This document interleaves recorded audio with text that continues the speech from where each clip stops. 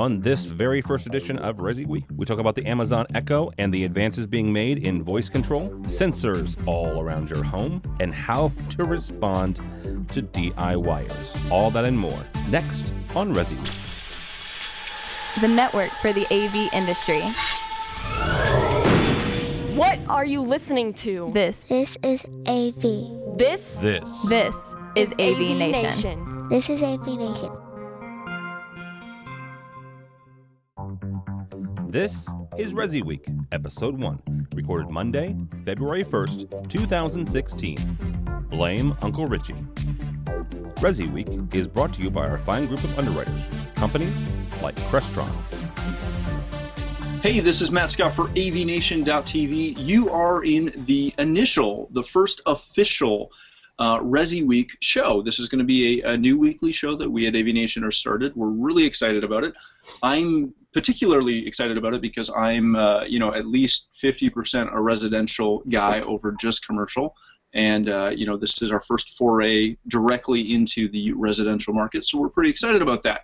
So let's introduce who we've got on our initial show, and I'm going to start pretty much how it's set up on my queue. So we've got Andrea Medeiros. She is the editor-in-chief at Tech Home Builder. How you doing, Andrea? Good. How are you? Thanks for having me. No problem. Thanks for coming. Then we have Dave Pedigo. He is the staff nerd and a really long title that he'll happily give us over at Cedia. Thanks. It's Senior Director of Learning and Emerging Technologies, but I much prefer staff nerd. See, and that's why we went with that one, because as some of you know, I normally help host the AV App Show where we have a lot of fun, and this one I'm trying to be much more professional. Unfortunately, I invited our next guest, so that may not work out. We've got Joe Whitaker from J. Whitaker Designs. How you doing, bud? Doing well. Excited to be here with Dave, representing Cedia Board of Directors as well. So it's great we're doing a Resi version of this. Congratulations on getting reelected. Yes, it was probably the most exciting voting that has ever happened within Cedia. Biggest voter turnout overall. It was pretty amazing. That was mainly due to your social media prowess, I will say. I would hope so. Perfect. And then last but certainly not least, my good friend Richard Fregosa. How you doing, Fregosa? Mellow West Coast greetings. I'm going for the trifecta now. I've got AVWeek, I've got State of Control, and now the Resi show. So now I can actually completely lose my marbles in my wheelhouse. So glad to be here. Glad to be part of the inaugural show. I think that definitely this is a great new chapter for AVNation, and hopefully being able to get some information out to people who aren't just doing commercial and government, but Resi and all the fun stuff. It's exactly. The tagline should be AV Week Resi. Hey, want to see something cool? I'm not going to tell some of our commercial friends that you said that. We'll leave it alone. All right, so let's get into some of our stories that we've got this week. We're going to start with, honestly, kind of a goofy one. I'm going to throw it up on the screen, possibly. There we go. You can wake up to Missy Elliott yelling at you through Amazon Echo, because who else doesn't want that?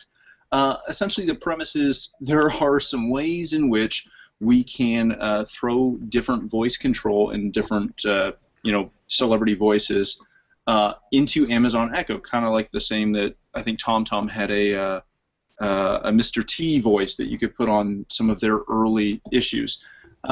Let's start this off with Richard. What's your take on this, my friend? It's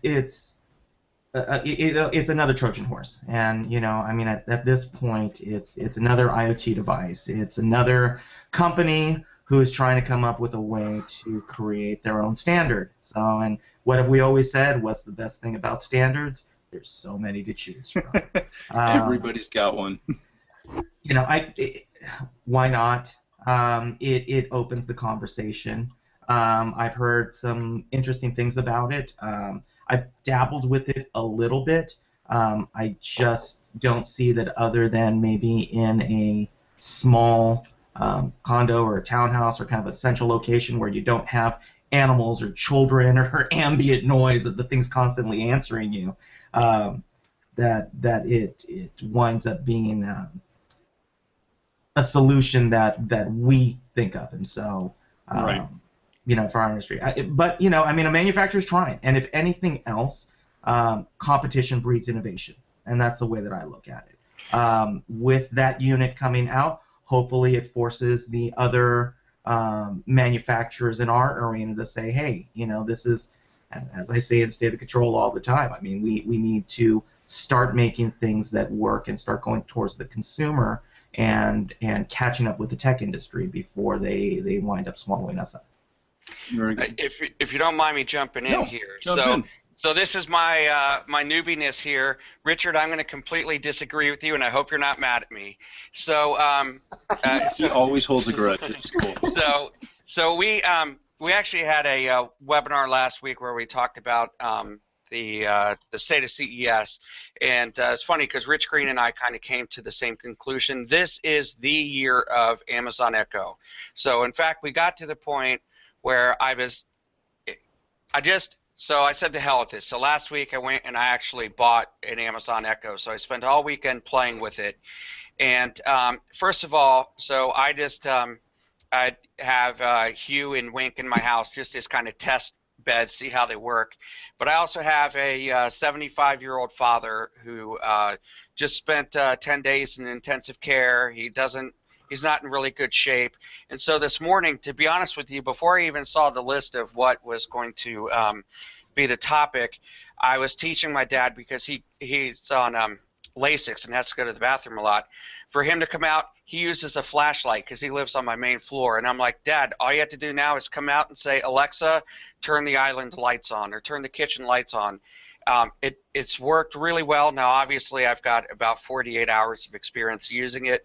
But it was really, really, really, really well done. And I think that this is, yes, it is a Trojan horse, but I think that this is the first real instance of voice control actually working, and I'm pretty excited about it. Now, I will say, Missy Elliott is not who I want to wake up to. I'd rather have Jennifer Aniston whisper in my ear, tell me something nice. That would probably get me up a little bit faster. But so there you go.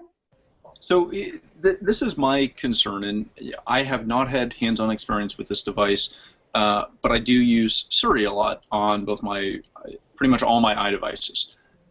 I personally have a bit of an issue with any of these devices constantly listening to me, to the point of, in my truck I've got OnStar.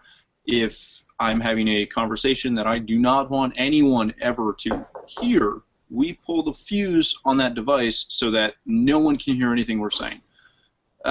Joe, what's your take on that side of things when it comes to some of these smart listening devices? Well, it's funny because I have a long historied life with voice control, going back to the last EHX in Orlando where Voca introduced voice control for Control 4 and it never took off, and me, helping out the guys at VoicePod when they launched. And I do have an Echo integrated with Control 4, doing about 40 or 50 commands.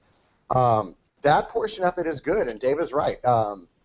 Echo has taken the technology from just being on a mobile device and actually being a usable home platform, which many people have tried with mobile devices, and it didn't work. Privacy is one of the big issues, but let me take you back to the article real quick. What the subject matter is, it's the stupidest thing I've ever heard. Okay? All right, and here's why.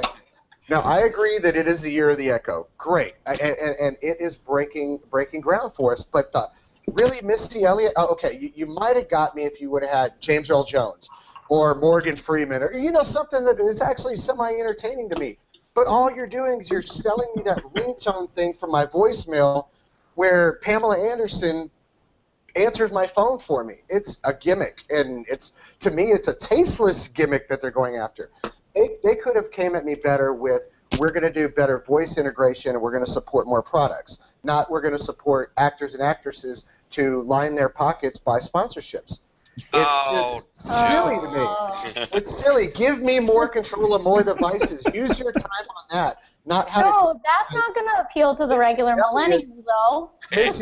Don't throw millennials into it. Come on. Well, from the builder side, the millennials are the ones wanting these things. So But Missy they Elliott, as want a these things. millennial, I love me some Missy. I think she's awesome. I'm gonna work it. Look You at it, reverse reverse it. The whole thing. Okay. Joe, But- you had me at James Earl Jones, though. If they get James But Earl the thing Jones, is- we're done.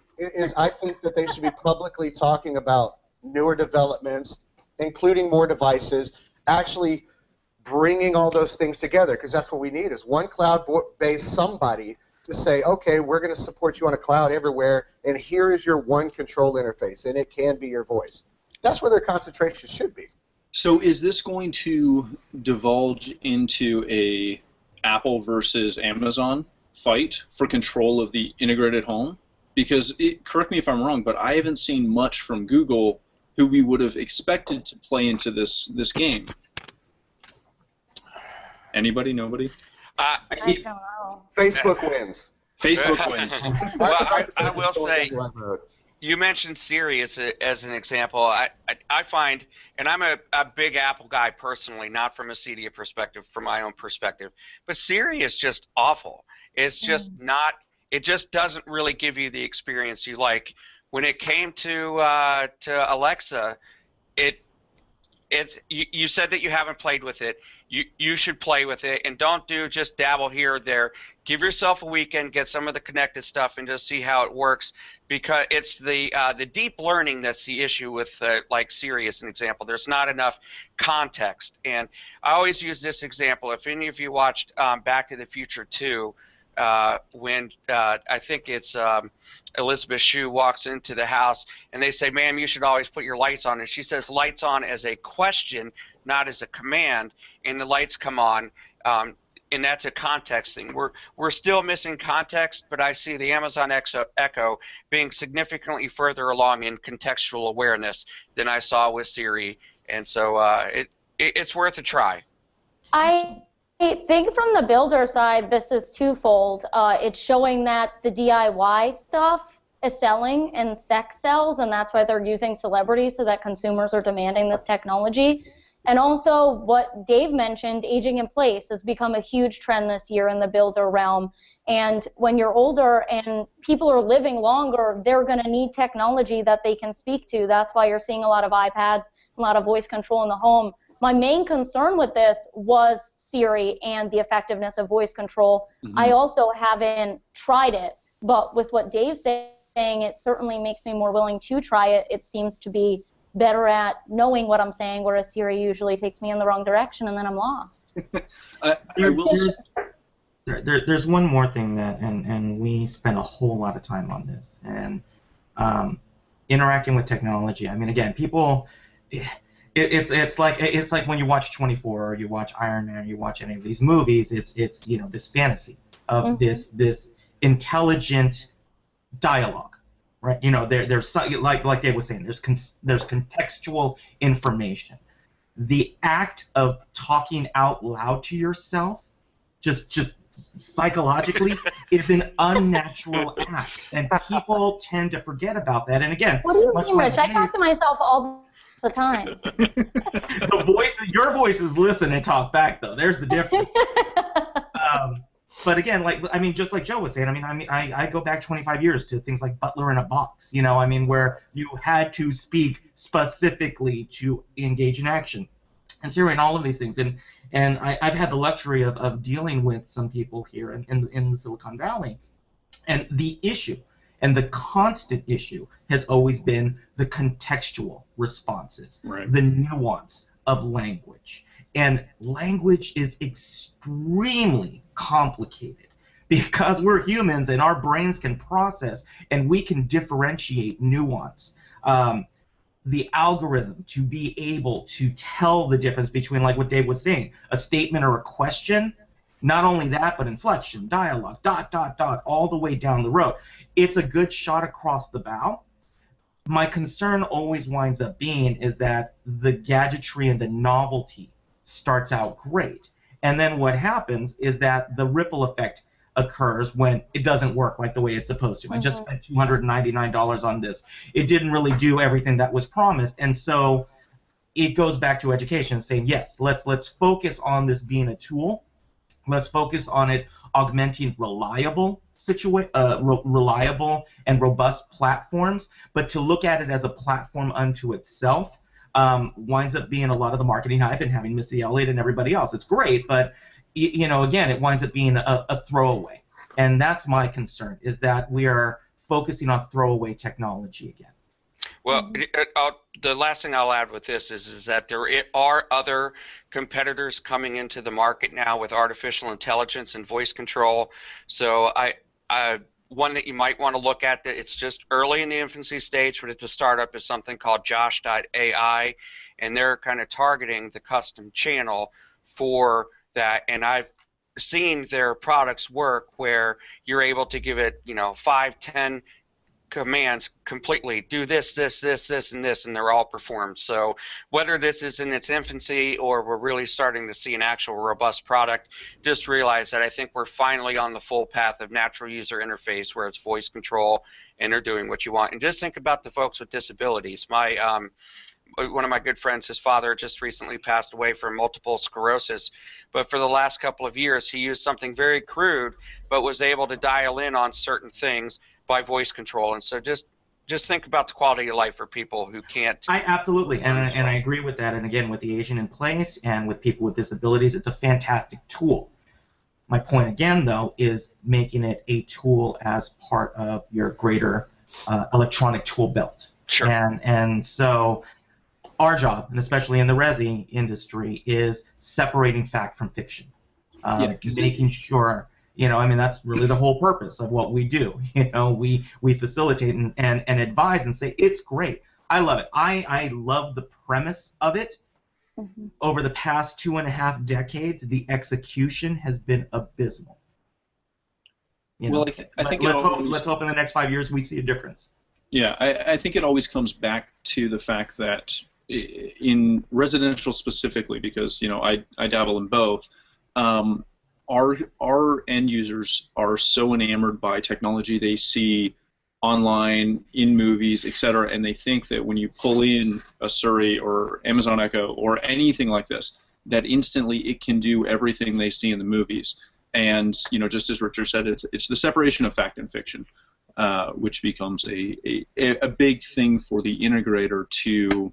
Is almost probably more important for the integrator to know how to educate their customers properly on that. But let's move on from that real quick, because we can probably talk about that one forever, and jump into a wonderful article from Tech Home Builder. See, like that plug? That was so sweet of you to say. I know, right? So we're actually going to start with Andrea on this one. And this is just talking about how home sensors are starting to soar, as it says right there, and going over some of the trends that we're seeing in the sensor market. And I know that that's something that my company is starting to or continuing to get into, sensor-based stuff, so that when something happens, this can happen. Andrea, how important is this for integrators to pay attention to? I think it's important to pay attention to, but just like voice control, I think this is in its infancy as far as the way this article's talking about it. It's basically this company talking about putting sensors everywhere, on your coffee pot, where you brush your teeth, being able to tell you if you're brushing your teeth better than your other family members. That might not be a practical use for sensors right now, but we have seen good uses for sensors as far as leak detection, as an example. We covered the Unity home in New Hampshire. That was also at Green Build. We did a video piece on that. They're not collecting the data yet, but they've placed sensors or are placing sensors in some of their homes for leak detection to test for efficiency. We're starting to see sensors when it comes to the healthy home, checking for indoor air quality. Those are the types of sensors that I think we're going to see sooner than whether not competing with your family about brushing your teeth. Although it could be a good way to get your kids to brush, guys. Exactly. Richard, when it comes to sensors, how far out is this before this becomes commonplace across the board? We're already seeing it. I mean, we're already doing geolocating and using low power Bluetooth for those reasons, where it's if somebody's walking around and they happen to have their mobile device, and first thing that happens is that when they enter into a range, it pops up and says, "Hey, I see you've entered this room. Do you want to ...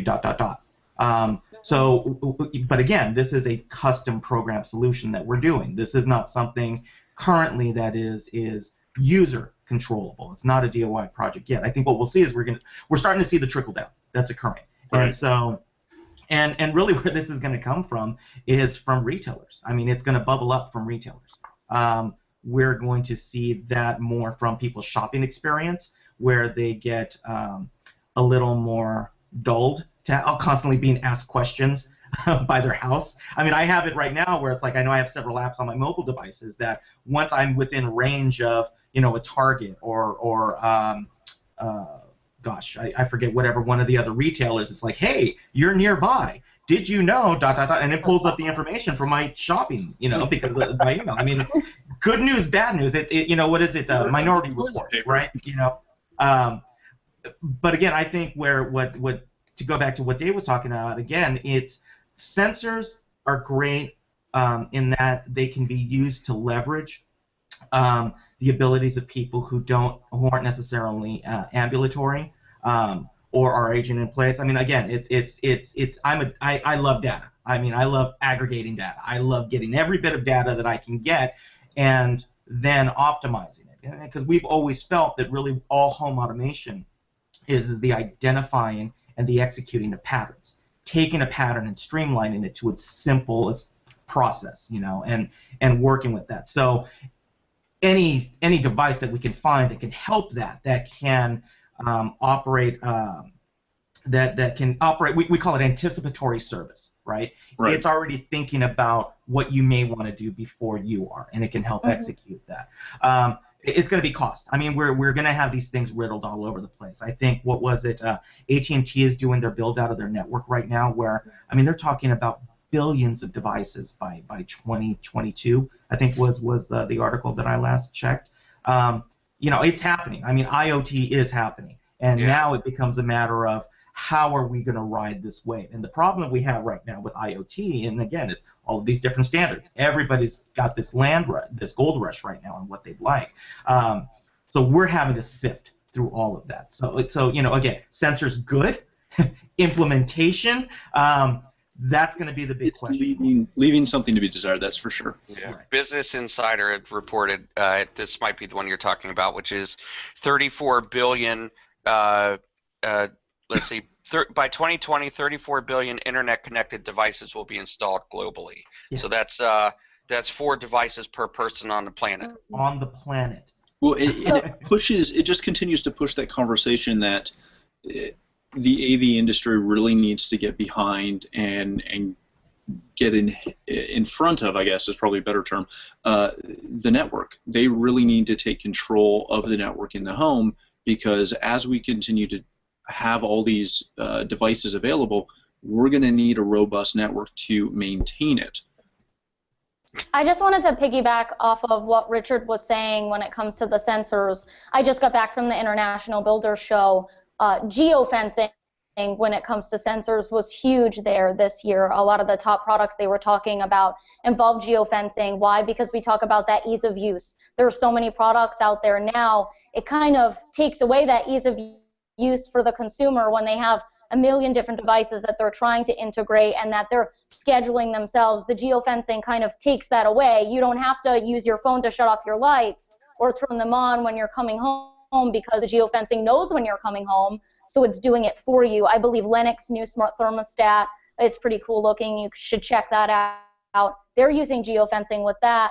I don't know if you're familiar with big ass fans. They're also launching Haiku Home with LED lights, and they're going to use infrared sensing technology so that the customer doesn't have to think, because if any of you have dealt with customers, they really don't want to think that hard when it comes to using their own technology. So sensors are offering us that type of capability as well. Yeah, I know just from personal experience, my personal favorite sensor that I'm running in my home right now is I've got a couple different lighting control systems, but we're using Caseta in our guest suite, and it utilizes the geofencing as well.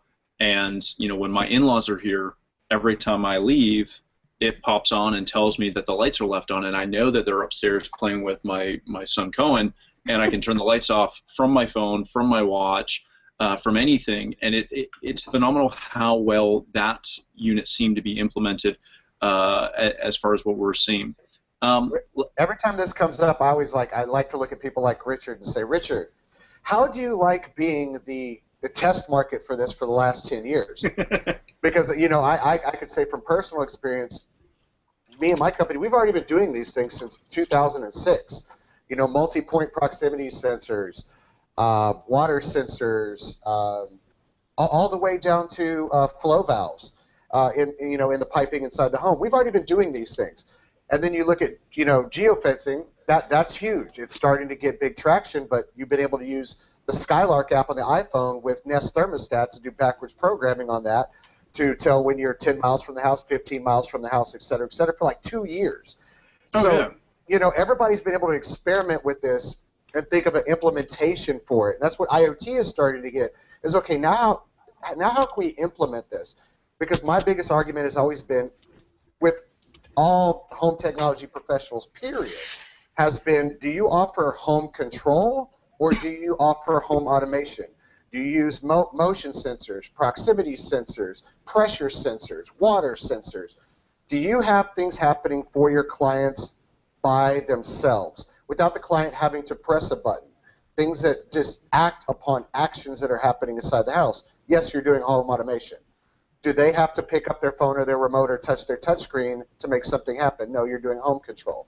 It's the biggest argument ever, and these sensors is what have brought us to this point. And that's why, like, the stuff I saw at CES, I didn't go, I was following Dave, actually, and some of the stuff that he was seeing, and Julie, of course. Some of the things that were out there are their fruition of what we've been preaching and we've been talking about, and we as a professionals have been experimenting with for 20 years. Now we're starting to see it where the Cassetta, which I have some, that's pretty awesome that now we can go down to a decent price point, easy to put in, easy programming, and it's just boom, we're in. Well, and I think that's probably the biggest shift as we're getting into IoT and sensors and everything else in today's day and age, is that, like, gosh, when did Bill Gates do his house that was such a big deal? Like 30 years ago.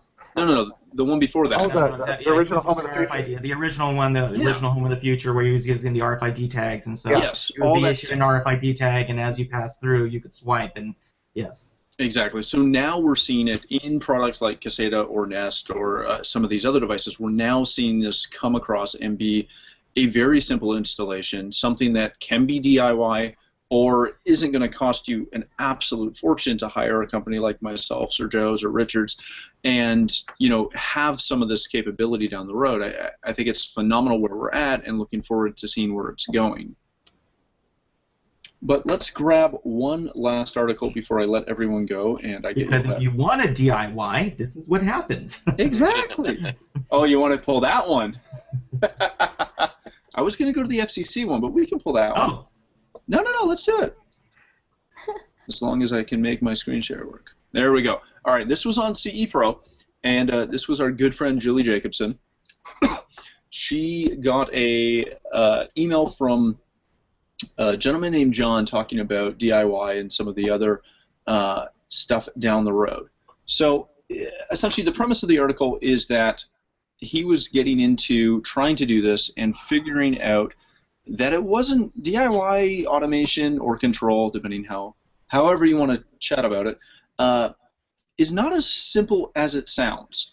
And this is something that, I'm sure Joe's seen. I know Richard has seen it. I know we've seen it, where someone jumps into home automation and they go to Home Depot or they buy stuff on Amazon and they get going and realize that it's not as simple as they thought to get it all running. Richard, since you kind of brought this one up, I'll let you jump in on this one first. I mean, it's the perfect example of where we're at right now. It's that we have lots and lots of companies who are saying, you can do this now. Home automation is now within your fingertips, and they're all competing for that same dollar. And what we're finding out, unfortunately, is that people are making these purchases, and they are.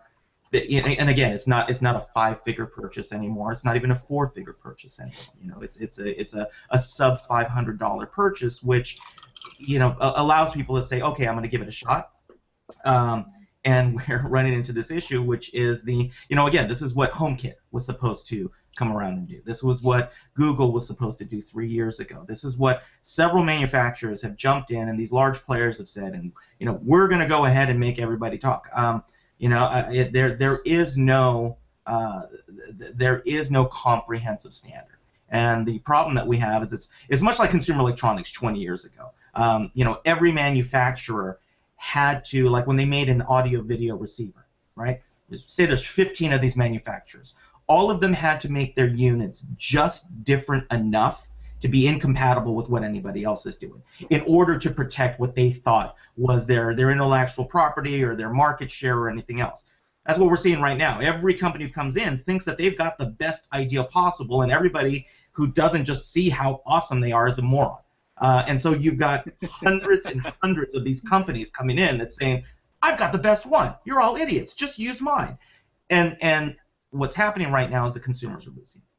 And we keep coming back to the same thing, education. We keep coming back to, how do we do this? And again, figure we have an association whose role is to educate the homeowner. I view it as an opportunity. When I read that entire article, the first thing that happened is the acid in my stomach bubbled up, and then I looked and I went, oh wow, that's opportunity.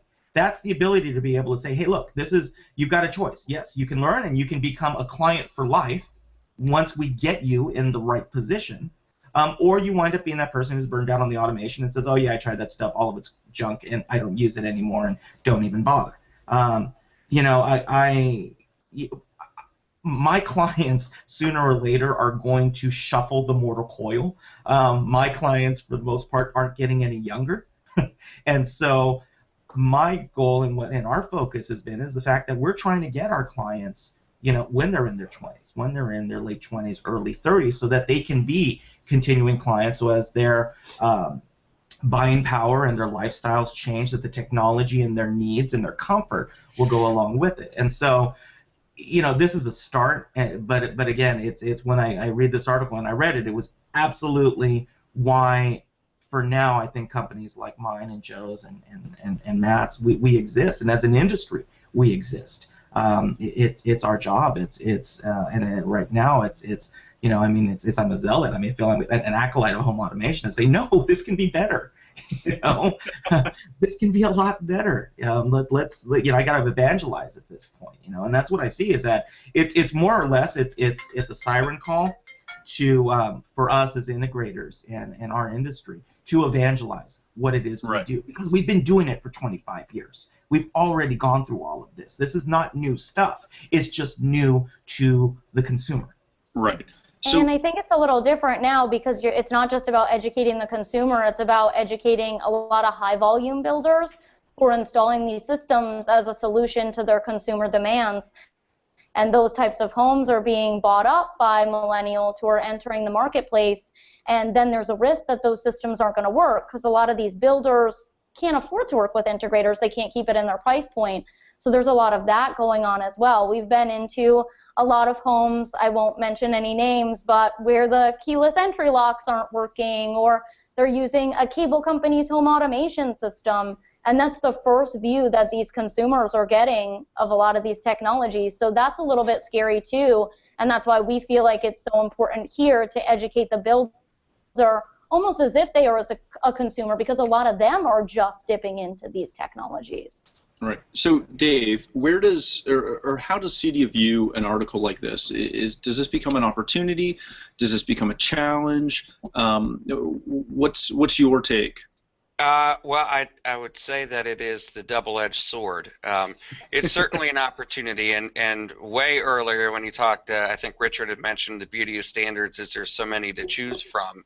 Part of actually my job moving forward, I'm going to be transitioning a little bit, is to work helping manufacturers and manufacturers communicate and figure out ways that they can work together to make the overall experience better. For my formula personally for success for our industry is, number one, it's reliable. Number two, it's simple to use. And then whatever else you want is fine. But if it's not working 99.99% of the time and it's not easy to use, it's not worth it. And that's what I think distinguishes a lot of the CEDIA dealers from, some of the other companies, is the reliability side. And when someone mentioned earlier the network, I think it was you, Matt, if you're not putting in really almost enterprise-grade networks, we're hanging so many things on that line, and it just causes it to sag. So so I think it is a big opportunity for us. The hard part is what you had mentioned earlier, though, is that the consumer messaging is that for every one negative experience you have, it takes 10 positive experiences to kind of overcome that. And there's so many crappy experiences out there. I know I talked about Amazon and said that it works well, but for every one of those, there's a million. I mean, there's not a million, but there's so many products out there that they work great 80% of the time. But it's not. That's not the opportunity. What's the line from Ron Burgundy? 60% of the time it works all the time. Well, that's not going to really work out for us, and so that's putting kind of a stain on the industry. So there's as much danger in turning people off as there is to the opportunity of growth. Very nice. All right, Joe, we'll give you kind of the last word, and then we're going to wrap up. All right. Does anybody remember X10? I'm just kidding. I mean, there's where we started with all this, is with X10. And when we come into these things, it's kind of like, from an integrator standpoint, or the article that was written by Julie, it's okay. So you also need this hub, this connector, this adapter, this blah, blah, blah, blah, blah. The stack goes on and on. And while it'd be great, to talk to manufacturers and get those guys consolidated on some kind of standard, it's never going to happen because they have manufacturing holdbacks. I'm a manufacturer and I can only use Z-Wave antennas for the next 15 years because I got a contract, so I can't do Zigbee. And Thread won't let me in the door. So it is seriously going to be, the only fix for this is going to be either custom integrators and home technology professionals that can teach these people how to blend them together, or it's going to be a guy like Mark Zuckerberg that says, I have the biggest database of humans, bigger than the CIA. I have the biggest database of humans, and I can reach every one of them. And since all of these platforms use some kind of VPN, some kind of web presence, I don't care about their antennas. I'm going to blend them together in the cloud. That is where it's going to get fixed. It's never going to get fixed in the hardware. It's never going to get fixed in the home. Somebody's going to have to find a way to blend them together on a much, much higher level. Well, yeah, and since we're already seeing, the industry and just technology in general, everything going towards the cloud, that makes a lot of sense. All right, that is it. We are over our time. I'm going to get yelled at later, and I'm going to blame it on Richard. So, first of all, thank you so much for joining us on the inaugural episode of AVWeek. I'm Matt Scott. Let's thank you, Andrea, for being with us. Where can people find you? They can find me at the website, techhomebuilder.com. Also, check out Tech Home X. It's a trade show we're launching involving builders, integrators, contractors, bringing everyone together who's doing this type of technology that we just talked about to educate us on how to do it properly. Excellent. Very good. Dave, again, thanks for being on us for your first time on an AVNation podcast. Hopefully we were fairly well behaved. Oh, you guys were great. I think I'm the one who pushed you over limits there. So. Oh, no. It was totally Richard. It was 100% Richard. Do you have any contact information you want to give out? Yeah, just if you're looking for myself or anyone else at CEDIA, it's very easy to find us, just cedia.org, and we're happy to talk to you anytime. Beautiful. All right, Joe, you are up next. Joe Whitaker, just visit thethoughtfulhome.com. If you want any information about CEDIA, cedia.org. If you're actually a user, an end user who is actually watching this podcast, also go to cedia.net. Very nice. And last but not least, Richard, thanks so much, bud, for being on the show with me. Absolutely. I guess you can find me at blameunclerichie.com. You know I could have that made very quickly.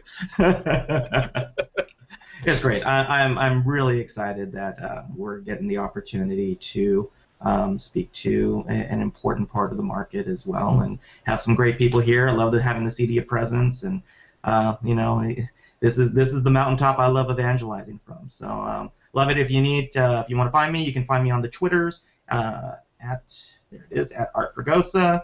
You can also find me at fregosadesign.com.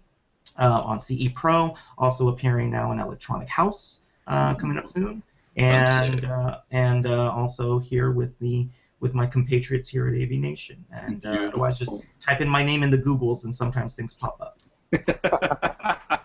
Beautiful. And for myself, you can obviously find me at Matt D. Scott on pretty much any social media platform. I'm there if I'm around. Otherwise, Google me. I'm pretty easy to find. But more importantly, please visit avnation.tv. Follow at avnation.tv as well on Twitter and everything else. And stay tuned for more episodes like this on Resi shows, as well as, of course, AVWeek and all of our other flagship shows. And more importantly, or most importantly, we will also be covering ISE. So anyone in Europe or anyone in North America who wants to follow what's going down at ISE, definitely follow all of us. We'll be there and reporting live.